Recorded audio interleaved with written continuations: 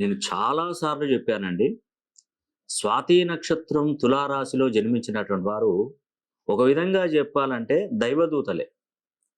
అంటే సమాజం కోసం ఏదైనా మంచి చేయడానికే ఈ యొక్క స్వాతి నక్షత్రంలో పుడతారు. సమాజంలో మంచిని కాపాడుతూ చెడును తొక్కేస్తున్నటువంటి వారు తులారాశి వారు స్వాతి నక్షత్రం. నిజంగా నేను అప్పుడప్పుడు అనుకుంటానండి. ఈ స్వాతి నక్షత్రం తులారాశిలో నాకు తెలిసిన వాళ్ళు, నా వెల్ విషర్స్, నా ఫ్రెండ్స్, నా బంధువులు, నా చుట్టాలు, నా ఫ్యామిలీ ఈ యొక్క స్వాతి నక్షత్రంలో పుట్టలేదని అనుకుంటాను. నిజంగానండి. స్వాతి నక్షత్రంలో పుట్టినటువంటి వారు నిజంగా గొప్ప అదృష్టవంతులు. మనకున్నటువంటి 27 నక్షత్రాలలో టాప్ నంబర్ 1లో ఉన్నటువంటి నక్షత్రం ఏదైనా ఉంది అంటే అది స్వాతి నక్షత్రమే. స్వాతి నక్షత్రం కాకుండా ఇంకేదైనా నక్షత్రం ఉందా అని చెప్పండి, అసలు ఎట్టి పరిస్థితుల్లో చెప్పలేను. ఎందుకంటే ఆకాశంలో సూర్యుడు ఒక్కడే, ఆకాశంలో చంద్రుడు ఒక్కడే. అలాగా ఈ నక్షత్రాలలో రారాజు ఎవరైనా ఉన్నారంటే అది స్వాతి నక్షత్రం.